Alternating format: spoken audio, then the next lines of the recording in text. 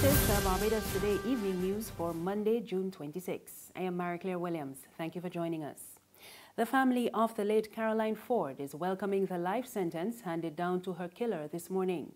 Fish vendor Forde was killed by fisherman Garnet Laver Broom in 2013. Forde's 81-year-old mother, Marjorie Holder, told Barbados Today justice was served, as according to her, Broom had a history of domestic violence towards her daughter. Barbados Today's Fernella Wedderburn was at the No. 2 Supreme Court this morning when Madam Justice Michelle Weeks handed down the sentence. The level of violence inflicted on Caroline Forde in August 2013 was unprecedented and unparalleled in Barbados.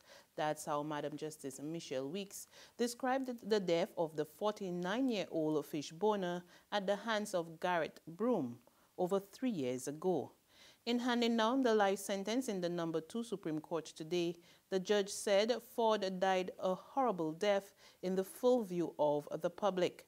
Broom beat the deceased with his hands, a hammer and a piece of metal, then stabbed her multiple times following an argument over missing money. The judge said Broom showed a lack of humanity for a woman that he claimed to love and had been in a relationship with for over 12 years.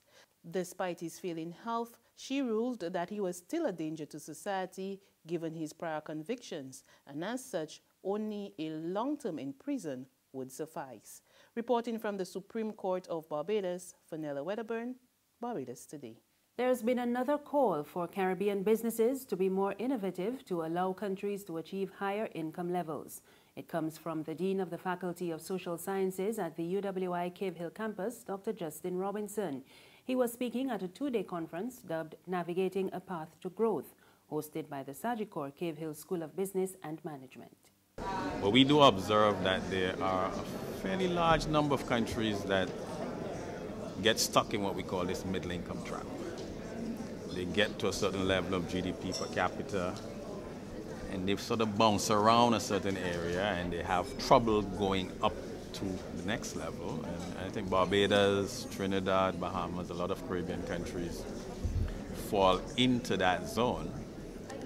I guess one of the points I was trying to make is that while we have often focused on how you get to the next level, one of the real risks is that you can also fall back down. So we've seen that in post this crisis, we've seen sort of the three leading economies in the Caribbean, Barbados, Trinidad, Bahamas, all three would have lost their investment grade status, struggling with growth. Tourism Minister Richard Seeley is warning that recent incidents of violence, especially in tourist hotspots, have the potential to impact on the tourism industry. Seeley was speaking on the sidelines of a tourism security workshop which opened this morning. His comments come as police investigate a fight on Wharf Road which occurred yesterday.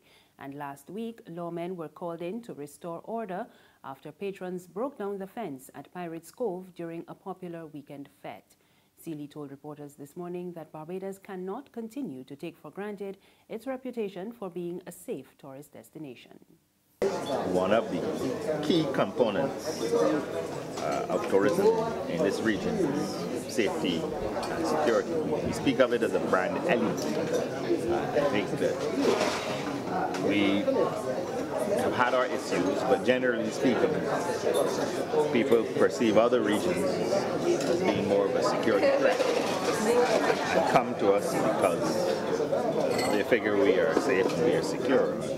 That's something that we simply cannot take for granted. We have to shore it up. We have to make sure that law enforcement agencies, but also providers of security services generally are up to the mark, that they can deal with these issues and that we are not taking anything for granted. We are working constantly to make sure that our visitors are safe. But when I say that, I mean visitors and locals, because the other reality about Barbados is that the destination and the nation state are one and the same. Sports now. West Indies women are looking to rebound from today's loss when they face India in the second match of the ICC Cricket World Cup later this week.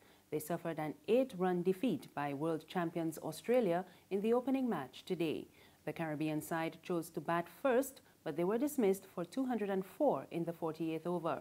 Opener Haley Matthews top-scored with 46, Captain Stephanie Taylor made 45, while all-rounder Jadine Nation scored 39. Nation said they're hoping to put on a stronger performance in Thursday's match. I think everybody have learned a lot since we've been here preparing for this. But we have a lot. We know we have work to do, but the girls working real hard in the nets. And as I said before, it's just unfortunately, we end up on the losing side today. But we'll bounce back for sure against India coming up on the next game. We need to get more partnership. As you see, the Australians got one big partnership at the top, and unfortunately, we didn't capitalize on our partnerships. There's regional and international news after this short break. Good morning, Phillips & Company, may I help? Oh, certainly. One moment, please. Miss Phillips? Yeah? There's a lady on the line from the Nation newspaper who would like to speak with you. The Nation? Will she go on? Well, they're trying to sell us some ads. Look, don't make me laugh this morning. Ads in the Nation? They're real expensive, and for one year, nobody ain't buying them papers no more. Nobody ain't want to steal news. I hear reading Barbados Today online for free. So I tell she thanks for calling, but no thanks. We just advertising Barbados Today, families.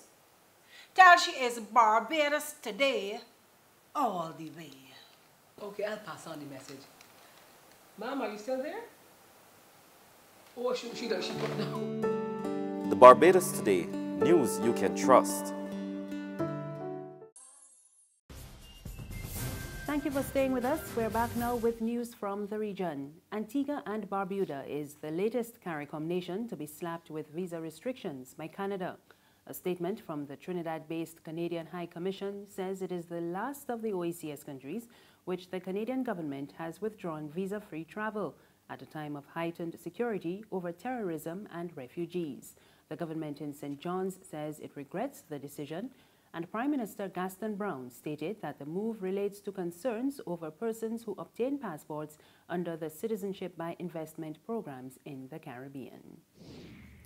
And finally, U.S. President Donald Trump today called the Supreme Court's decision to revive parts of his Muslim travel ban a clear victory for America's national security.